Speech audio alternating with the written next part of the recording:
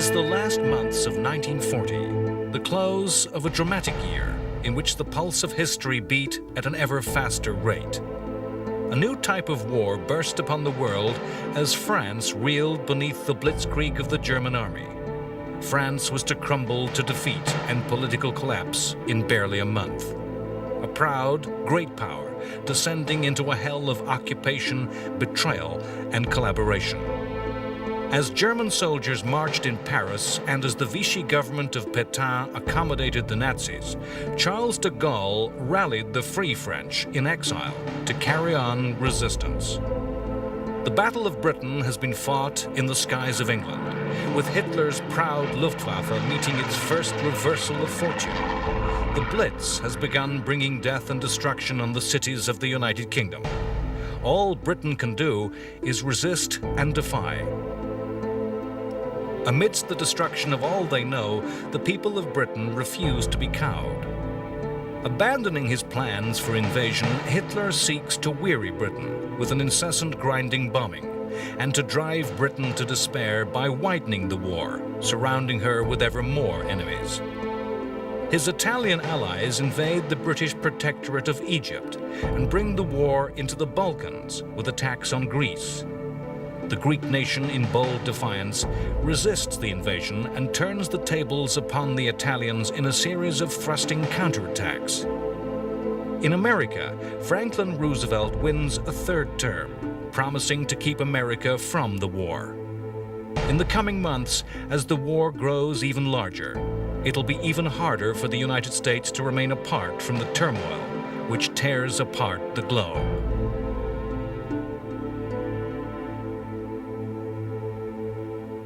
As 1940 drew to a close, the war was spreading ever wider. In southern Europe, Italy had invaded Greece. The motives behind this invasion were the usual desire for a new Roman Empire and the aggrandizement of Mussolini's fascist state. The battle was fought in the winter of the fierce northern mountains of Epirus. Italy had presented itself as a modern fascist state. Mussolini was proud to review what appeared the army of the future, with fleets of tanks and armadas of aircraft. That strength was an illusion. Italy had neither the wealth nor the industrial infrastructure to create true strength. Time and time again, the Italian armies would prove by far the weaker half of the Axis partnership, inadequate to deliver the boasts and promises of the Italian leadership.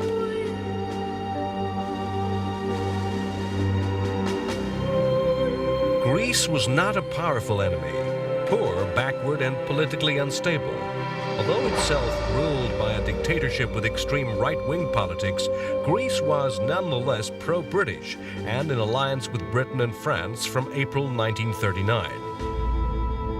Presented with Italian demands and threats, the Greek dictator Metaxas, though unpopular, caught the spirit of the Greek people with one-word rejection: "Aki," no. A rebuff that provoked invasion. The invasion by the Italians descended into farce.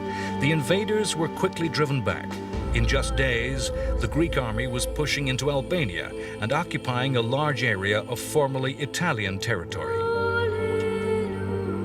With the arrival of winter, the two armies settled into inactivity, but the stage was set for the Balkans to become a dramatic arena of war. Germany's attention was still distracted by Britain and her empire, still a difficult thorn in the side of Hitler, a potential threat. Hitler's planned strategy of invading the British Isles had crashed with the planes of the Luftwaffe during the Battle of Britain. The invasion was cancelled, the invasion fleet dispersed. The new strategy aimed to defeat Britain via the Blitz, massive, heavy bomber attacks against the civilian and industrial targets of the UK. Waves of bombers would strike at night with high explosives and incendiary firebombs. The incendiary attacks were particularly devastating. Aircraft could shower thousands of small bombs, swamping and overwhelming fire services. The fires started becoming beacons to guide following waves of attacks through the darkened blackout. The German plan was to weary the British people, make them tire of the war. Nighttime attacks were essential to preserve the planes of the German Air Force after the heavy losses of the Battle of Britain. Each morning, the people of Britain would awake to discover who had been killed and who had lost their homes the previous night. In late 1940, the weight of German attacks was switched from London to the provincial cities of the UK. In the wider framework of history, the weight of bombs falling on the UK cities was not great.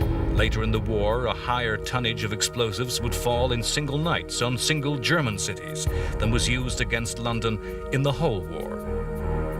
The strategy of bombing Britain was just part of Hitler's plan to break British will. The Nazis also sought to stretch Britain to surrender by applying pressure on many fronts, from many directions. One of these extra pressure points was North Africa, where Hitler's ally, Italy, was attacking the British forces guarding the strategically important Suez Canal.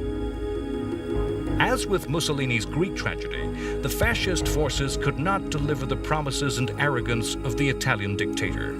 The huge armies that Italy had thrown against the British had advanced but a small way into Egypt and then halted at a place called Sidi Barrani to cautiously and timidly await supplies and reinforcements. Early in November, the British Army of the Nile had mounted a massive counterattack, even though vastly outnumbered by the Italians, 300,000 men compared to the British 50,000. The British Army was an army of the British Empire, a force that included Indian troops fighting far from home, New Zealanders from the other side of the world. In the skies, above the desert, flew South Africans and many other citizens of the empire. The British swept forward over vast distances with powerful tank forces. In the next 2 months, the British destroyed a total of 9 Italian divisions, captured 138,000 Italian prisoners, destroying and taking hundreds of tanks and guns. To a Britain that had been bombarded physically by air assault, bombarded emotionally by news of British troops in seeming constant retreat, the ranks of captured Italians, their dejected columns stretching for miles under the orders of British soldiers, was a glad sight.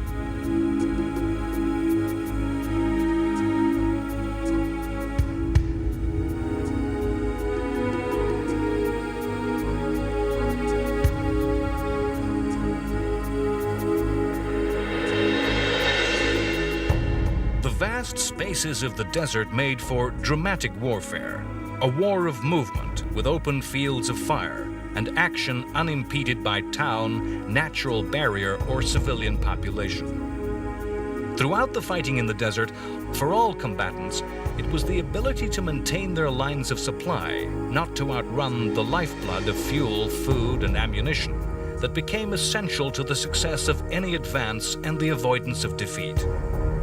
It was because of poor supply that the Italians had halted to await a British attack. It was logistics that caused the British to eventually, in the first month of 1941, bring their advance to a halt. The British consolidated. They had captured towns and ports to hold and garrison. The war in the Mediterranean was spreading, and the British offensive in North Africa was halted for strength to be drawn off to fight other battles against more threatening enemies, to defend more precarious positions. As the British people struggled through rubble of their towns and cities, time and time again, it was to be repeated that the British can take it. The British reply to the German strategy was one of simple resistance and endurance. November 15th saw one of the most notorious and unforgotten raids of this time when the Luftwaffe destroyed the English Midland city of Coventry. The city's medieval cathedral was reduced to rubble, and many factories making munitions, engines to power tanks and aircraft and other war supplies were all destroyed. 60,000 of the city's 75,000 buildings were badly damaged in some way. 450 German aircraft made the attack. Only 120 sorties were flown in opposition. and the city had only 40 anti-aircraft guns. Only one German plane was lost. Much history has been devoted to the value of air power in the Second World War. Whether indiscriminate attacks on centers of population were of value, whether or not they were moral. The attack on Coventry showed that a coordinated, focused attack on a relatively small target could be dramatically successful. This was no mass arbitrary terror raid, but one coordinated with radar guidance by the Germans. Specialist Pathfinder squadrons came first, designating the target with highly accurate incendiary attacks that started fires to guide the following planes. A terrible truth is that it was known the raid was coming, but no preparation could be made. The raid was discovered by the reading of the messages transmitted by Germans in the highly secret Enigma machine, code broken by the British Ultra system.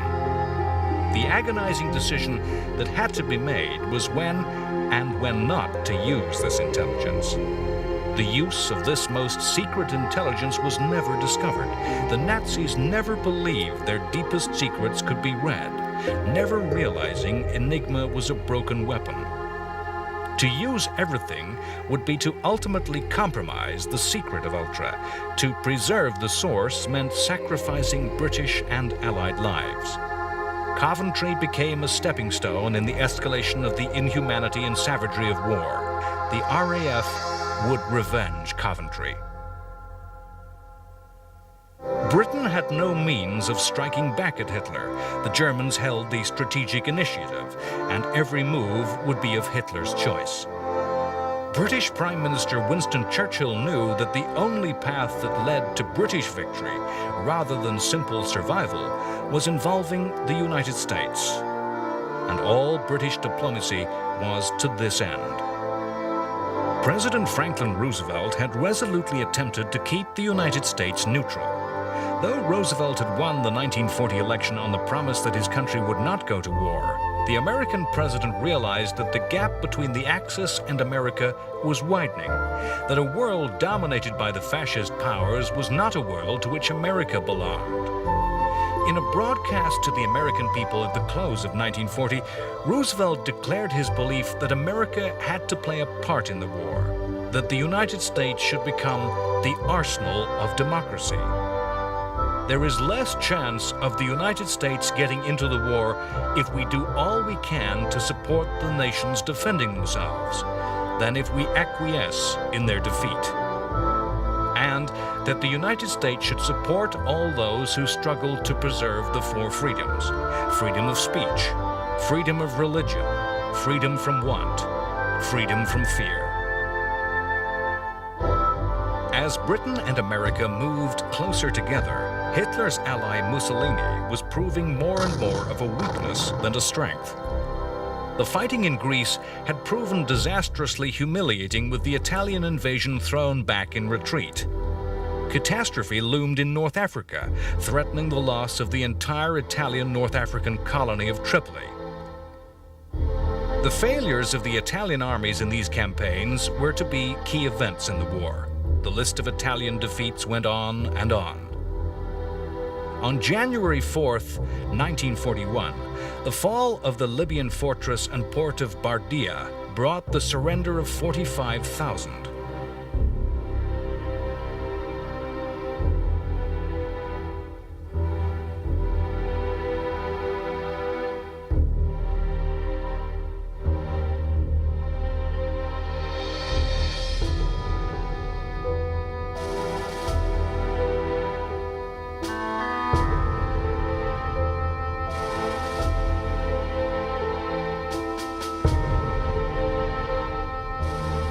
On January 13th, the streets of Athens were filled with rejoicing crowds as over 1,000 Italian elite troops surrendered.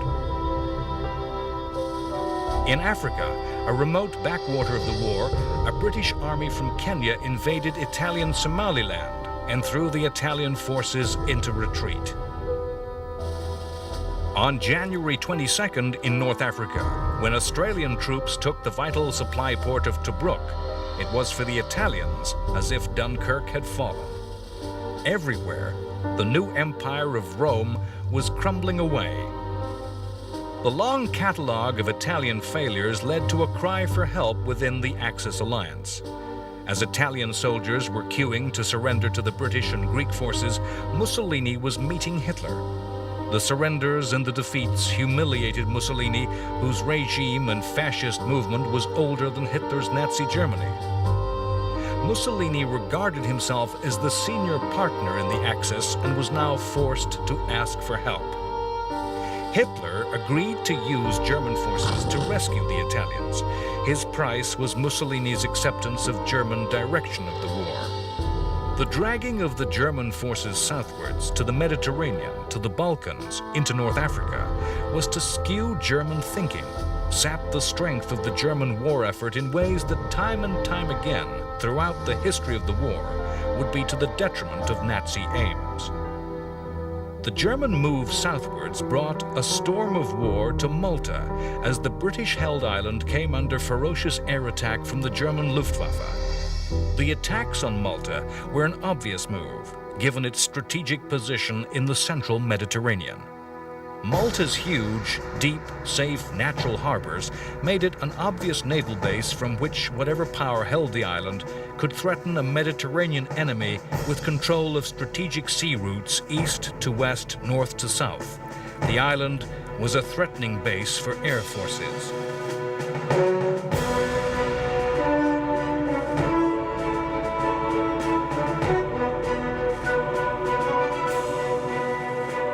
Britain had controlled the island for over 100 years and saw their colony as central to their Mediterranean strategy.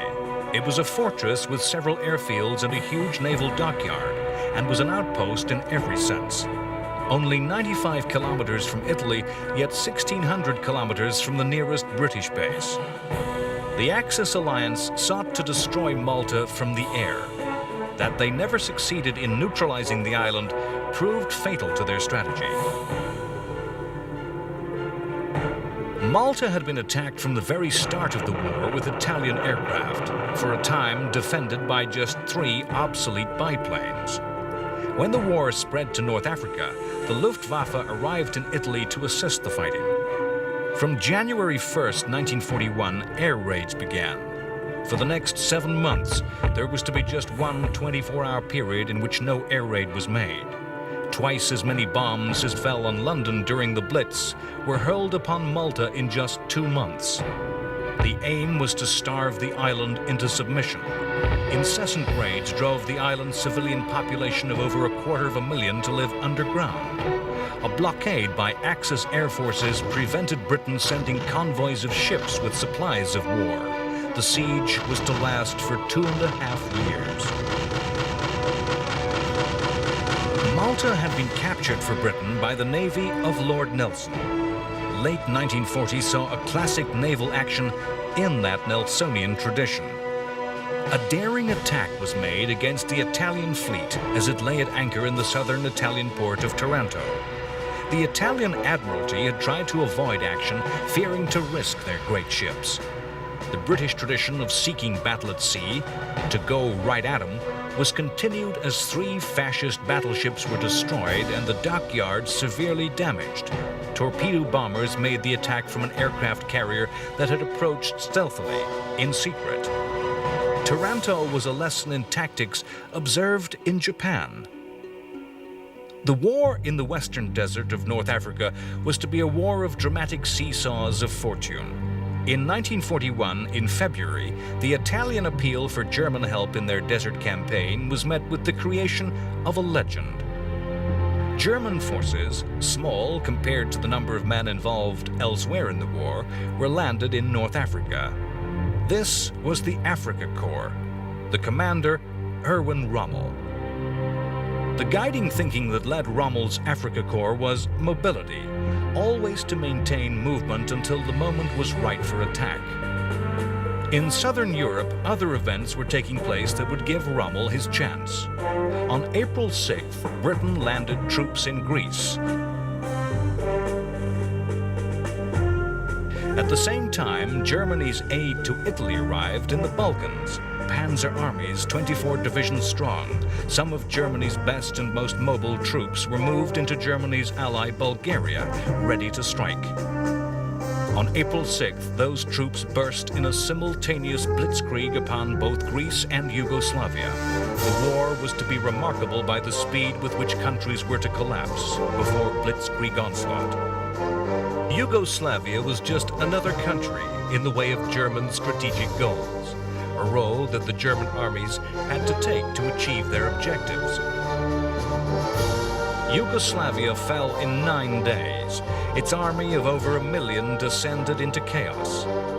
Yugoslavia's factions and ethnic hatred surfaced as the Croatian and Muslim units in its multi-ethnic army mutinied and went over to the Nazis. The Germans lost just 151 dead as they simply marched through the country to attack Greece. The lack of Yugoslav resistance meant that the combined British and Greek armies were completely outflanked, outnumbered, outgunned, and overwhelmed. Less than 3 weeks after arriving in Greece, the decision was taken to evacuate the Greek mainland. A long fighting retreat began as British, Australian, and New Zealand soldiers began a withdrawal, heading south towards yet another Dunkirk. Once again, the Navy rescued the soldiers. 50,000 were saved. Greece was added to the long list of countries over which Axis domination was spread. Churchill was to say that he believed the decision to fight in Greece to be the only mistake that his government had ever made. The crucial error in Britain's deciding to fight in Greece was that the campaign stripped strength and forces from other theaters of war, most notably the western desert of North Africa. As the Battle of Greece was barely beginning, in the western desert, the dramatic advances which had yielded such huge gains of territory and vast numbers of prisoners were about to be reversed. Within days of arrival, the Africa Corps burst onto the war, smashing through weak screening forces and thrusting deep to the rear of the British lines. The speed of the advance such that the British commanding general Richard O'Connor was overtaken and captured as prisoner of war. The German advances terrified even the German High Command, who described Africa Corps Commander Rommel as stark mad, advising him to consolidate his victories, to dig in. The response by the British was panic. Churchill threw resources at the situation, tanks and troops to mount a counterattack. Rommel and the Africa Corps were as able in defense as they were in attack. The British attacks were driven back.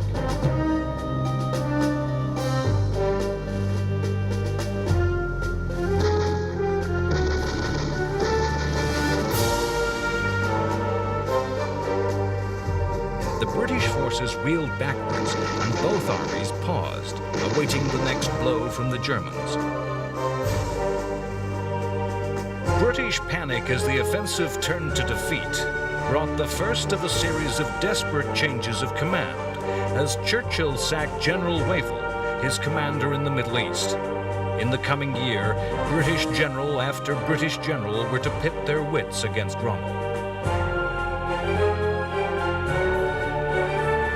On the other side of the world, events were taking place that were to have a dramatic and devastating effect on the war, on the whole course of Chinese history. China had been the scene of a protracted war since the 1930s. Indeed, some historians hold that World War II really started in 1937, as China struggled to resist the forces of the Empire of Japan. Japan wished to absorb China within the Greater Asia Co-Prosperity Sphere.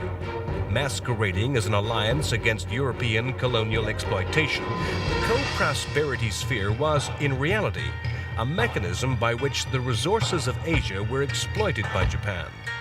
It was a war with its own justification, a war to gain the resources that were needed to fight the war.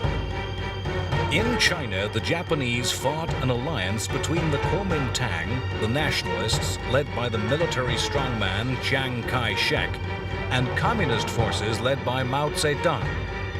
The anti-Japanese alliance was always built on shaky foundations. Before the Japanese invasion, the two factions had fought for control of China. Already in January 1940, the cracks were appearing in this alliance, which warned of future conflict. The communists were developing a new way of war in fighting the Japanese, the theory of revolutionary guerrilla war. The war of fighting was corresponded by a war of words, of politics and diplomacy. In the early part of February 1941, Japan issued ominous threats. The expansion of Japan into the territory of its neighbors was always cloaked in the morality of anti-imperialism. On February 24th, the Japanese Foreign Minister Tosui Matsuoka said that Japan has a natural right to the Western Pacific and Australia. The white races must cede this area to the Asiatics. We have a natural right to migrate there. In the War of Words, Winston Churchill once more used his weapon of choice in a passionate appeal to the United States. We shall not fail or falter. We shall not weaken or tire. Neither the sudden shock of battle nor the long-drawn trials of vigilance or exertion will wear us down. Give us the tools, and we will finish the job. Already, the United States was supplying some of these tools. Under a policy called cash and carry, U.S. weapons bought in the U.S. and carried in UK ships were held not to violate U.S. neutrality. And the agreement to exchange destroyers for bases was easing the position in the battle for the Atlantic.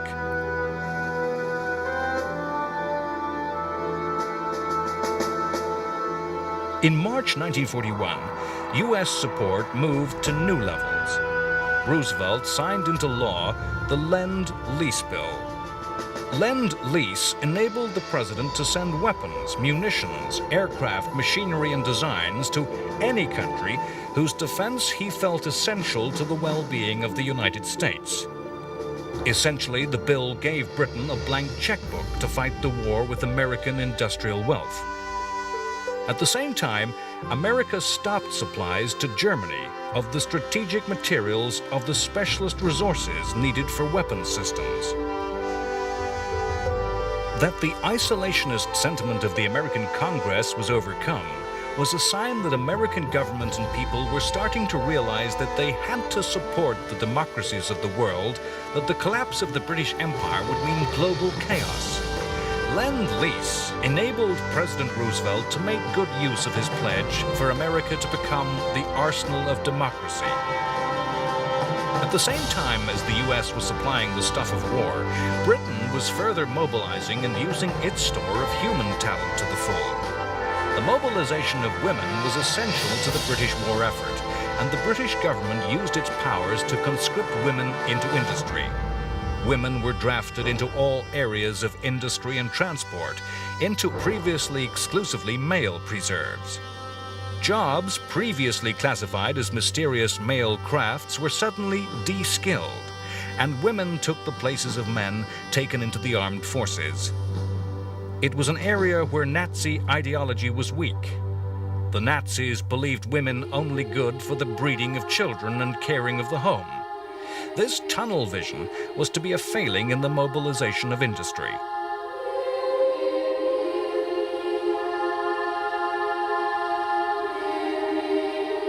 The spring of 1941 once more saw the resumption of heavy air attacks against Britain's cities, continuing the policy of terror against the British population. Once again, this psychological attack upon the will of the British people was spun into reverse by the British media, as both Buckingham Palace, the home of the British royal family, and the Houses of Parliament were hit. Cinema newsreels used the news to further reinforce the sense of coherent solidarity in the British population. People and government were all in this together and determined to tough it out. In a secret war directive, Hitler was to admit the failure of his plan to cow Britain with aerial terrorism.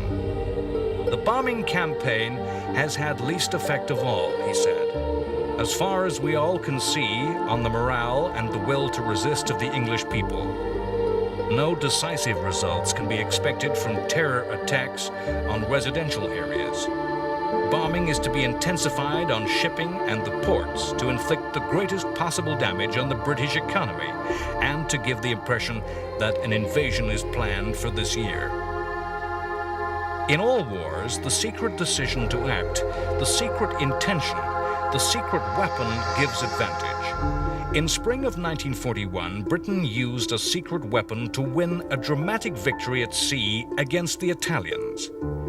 In the Battle of Matapan, the Royal Navy lured a force of Italian warships to destruction off the southern coast of Greece.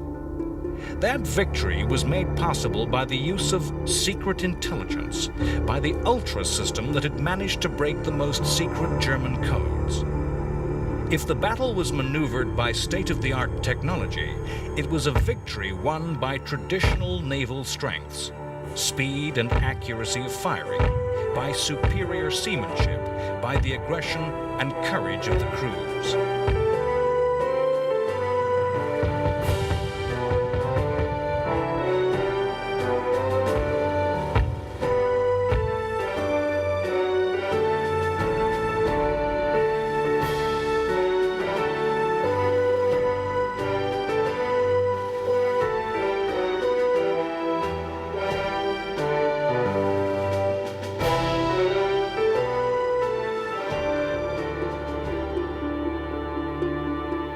On May 10th, one of the strangest episodes in the story of the war occurred. Adolf Hitler's deputy Führer, Rudolf Hess, parachuted into Scotland alone. Hess claimed his astrologer had told him that he, Rudolf Hess, was personally destined to be the bringer of peace between Britain and Germany. Hess claimed that in return for a free hand in Europe, Britain would be allowed to retain her empire. The offer was rejected, and Hess was to spend the rest of his life in captivity.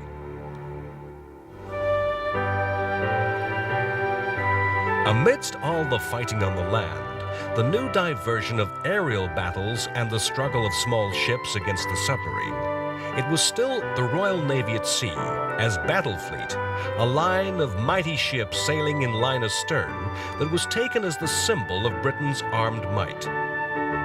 In the British fleet at sea was seen an icon of British strength, of the domination of a worldwide empire, of British virtues and character.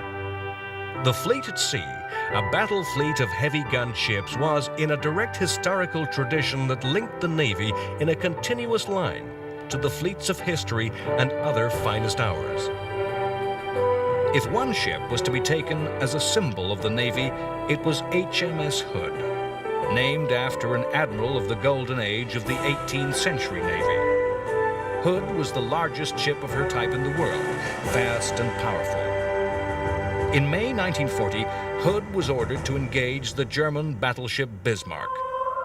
Bismarck was the Hood's opposite number in the German Navy, the largest and the most powerful. Bismarck had put to sea to act as a surface raider against the Atlantic merchant ships. Few vessels could outrun her. No escorts of destroyers or light cruisers could match her firepower. She had to be met by an opposite number of equal weight. Hood had been laid down in World War I and put to sea in 1920. The engagement with Bismarck was Hood's first and only battle. In the space of just a few minutes, the Hood was destroyed with the loss of all but 3 of her crew. Hood and Bismarck were, of course, effectively obsolete. The future of war at sea lay in the combination of naval strength with air power, the aircraft carrier. Bismarck was chased by over 100 British ships. It was torpedo attacked by bombers from an aircraft carrier, making her impossible to steer. Bismarck was to circle helplessly and could not maneuver to resist the combined strength of British ships closing in, and met her end. Coming so soon after the loss of Hood, Britain rejoiced. Having driven British, Greek, and Empire forces out of mainland Greece, there remained in late spring of 1941 one remaining obstacle to the securing of Hitler's southern flank. This was the Greek island of Crete, which, if in Allied hands, could have been made a fortress that could menace the Axis. On May 22nd, the Germans attacked the island in an assault that was to be unique in military history. Crete was to be the only campaign that was begun and fought to conclusion using airborne forces alone. On May 22nd, the skies of Crete filled with paratroopers. In 1941, the paratrooper was seen as the soldier of the future, with a way of fighting that combined the modern technology of flight with an act of courage and daring that seemed to require extra special human qualities. Paratroopers in all armies thought themselves the elite, with distinctive uniforms and a high esprit de corps.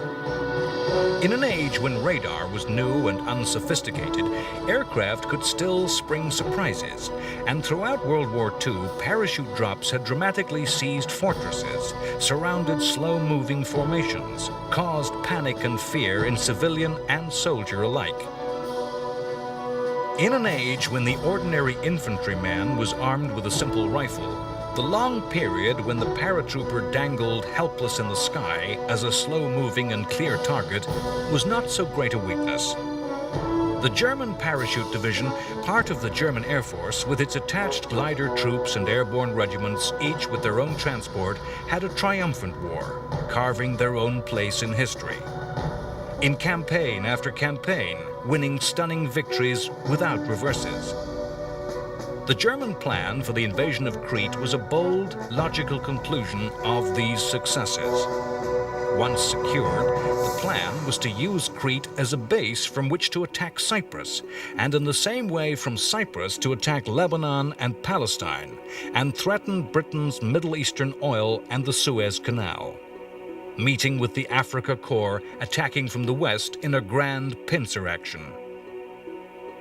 Parachute and glider forces were to seize Cretan airfields, which would then be used to fly in transport planes with reinforcements to secure the victory. Only when the victory was won would the seaborne troops arrive. The British Prime Minister Churchill had his own plans for Crete. He had ordered the island made into a fortress, in which troops were to be dug in impregnable positions. Churchill thought that the Germans would attack the island and be defeated in a battle that would turn the tide in the Balkans. The large garrison that was to fight the Germans was a hodgepodge farrago of different units, of hastily organized and improvised formations, of logistics troops given rifles, of whole regiments fleeing the Greek mainland that arrived with no boots.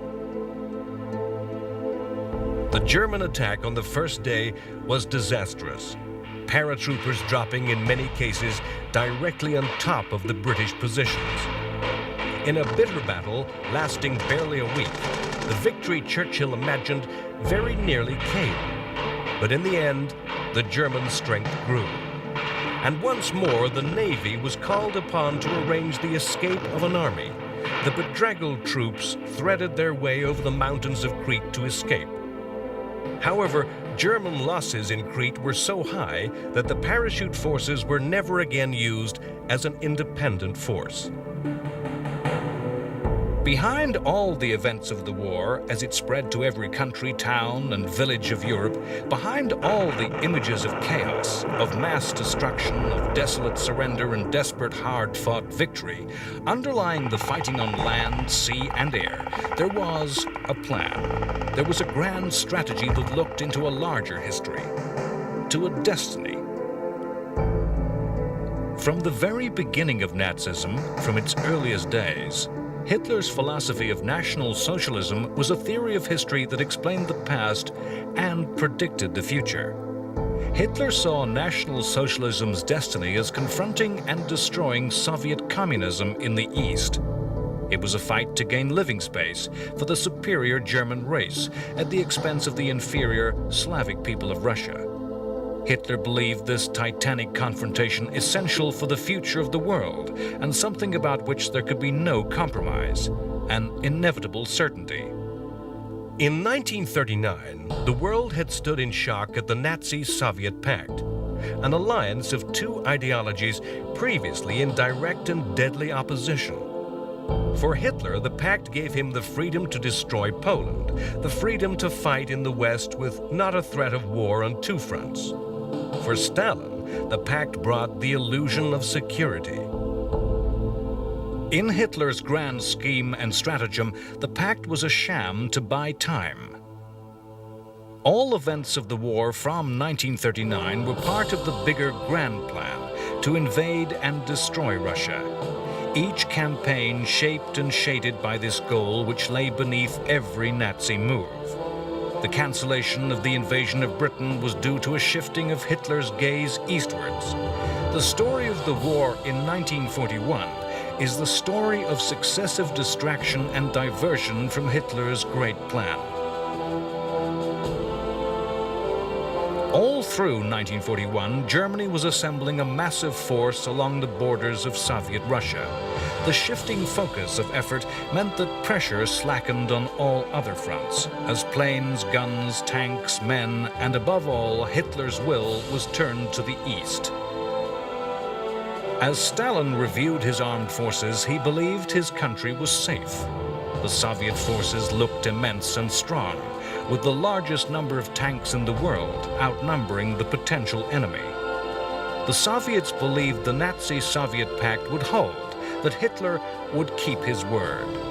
Stalin's pre-war show trials and purges, his paranoia which caused him to eliminate anyone he thought dissident, had caused the death of many good officers and filled the ranks with men afraid to show independence and initiative.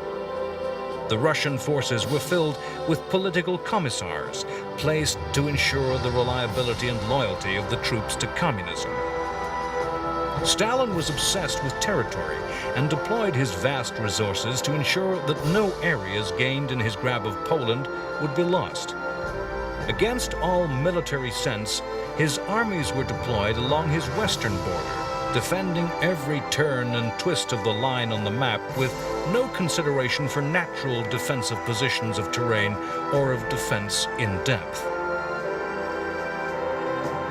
In June 1941, it was clear that the war was coming.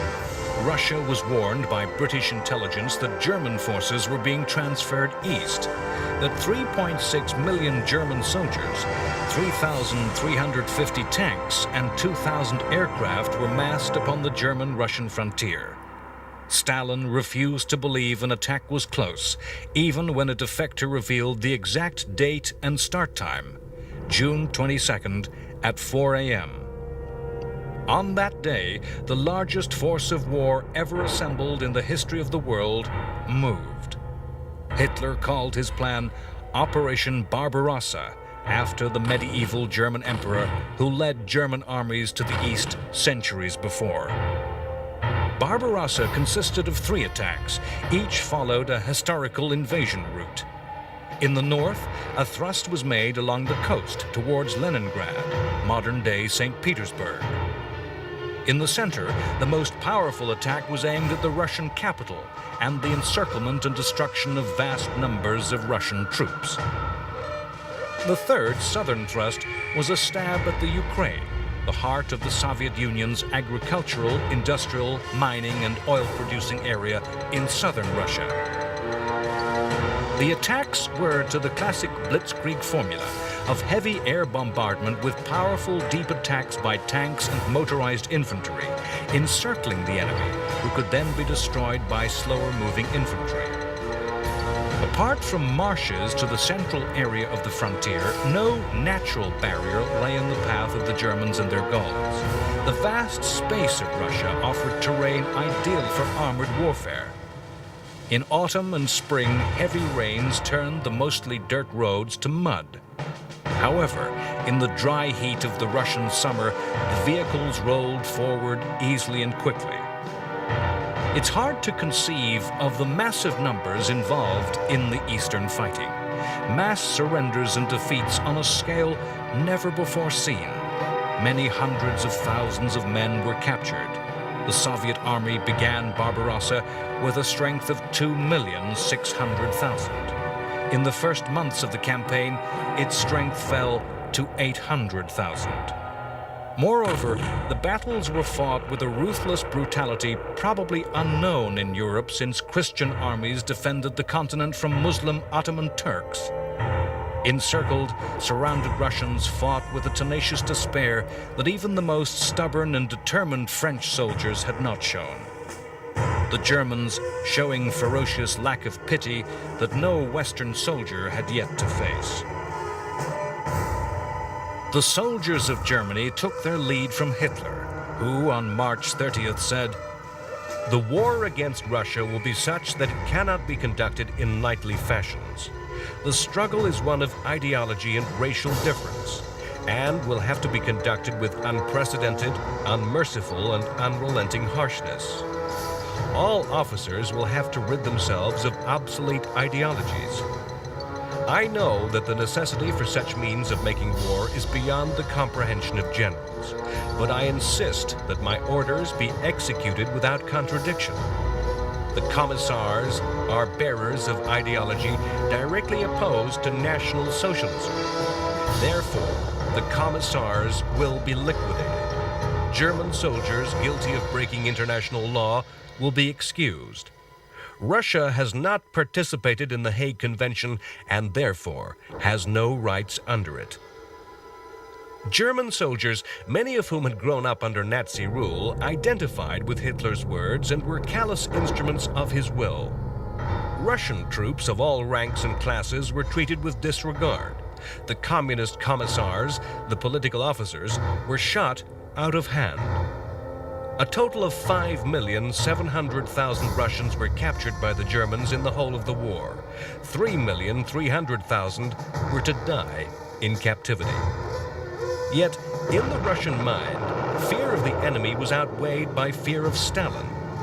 Generals who failed were shot as traitors by the Russian secret police. Rather than save their forces by tactical retreat, Russian generals would rather await surrender and annihilation. The success of Barbarossa seemed the fulfillment of the Nazi destiny and the end of Soviet communism, a vindication of the Nazi ideology. Those who do not understand history are condemned to repeat it. The German armies followed in the footprints of the French army of 1812, which had perished in the snow of the Russian winter. Barbarossa began in late June, when already some of the better, finer weather of the Russian summer had gone, and the countdown to the deep Russian cold begun. The deep, deep cold that was as ferocious an enemy of the invader as any army. Historians will forever debate whether the wars in the south of Europe delayed the start of Barbarossa, leaving too little time before the end of summer. Barbarossa was Hitler's vision, his dream.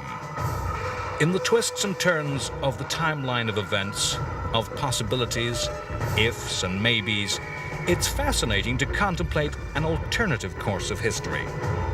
As Hitler's 153 divisions of nearly 4 million men forged eastwards, in North Africa, Rommel's Afrika Korps prepared to mount an invasion of Egypt, but with a fraction of the vast numbers in Russia. Had but a small share of these troops been given to Rommel, his strength would have overwhelmed the British, and his victory would have probably forced Britain to make peace. The implications of what might have been are frightening to contemplate. But in September 1941, the Nazis had no thought for any other future, any other than that which led into the vast spaces of the East. In September, Hitler's army marched ever eastward with triumph and certainty. A month later, the first snows of winter were to fall.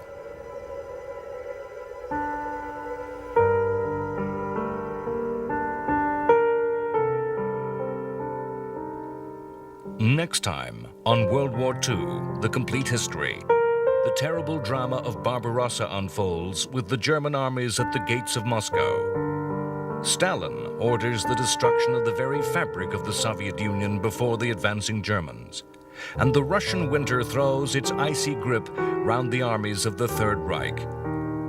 As America marches on the path to war, an old soldier, Douglas MacArthur, is recalled to the service of his country. Britain and America move closer to alliance as the U.S. Navy begins to take active involvement in fighting German U-boats in the North Atlantic. In the constant fencing of diplomacy around the war of words that went hand in hand with the fighting, Stalin urges his Western allies to start a second front. In the Far East, Japan continues its ever more belligerent attacks upon the European powers in Asia. In a last desperate move to preserve peace, U.S. President Roosevelt appeals directly to Japanese Emperor Hirohito. While politicians talk peace, the fleet of the Japanese Empire secretly approaches the Hawaiian Islands and the U.S. base of Pearl Harbor, its aim to knock the U.S. Navy out of the Pacific War. The strain breaks, and on what Roosevelt is to call the Day of Infamy, as the U.S. fleet lies at anchor, the planes of the Japanese Navy burst out of a morning sky to rain death and destruction. Sane minds in Japan already know it is a desperate gamble for the Japanese Empire, that a war must be won quickly or lost to the industrial might of America. On the same day, Germany declares war upon the United States, and the fates of both Nazi and Japanese empires are sealed.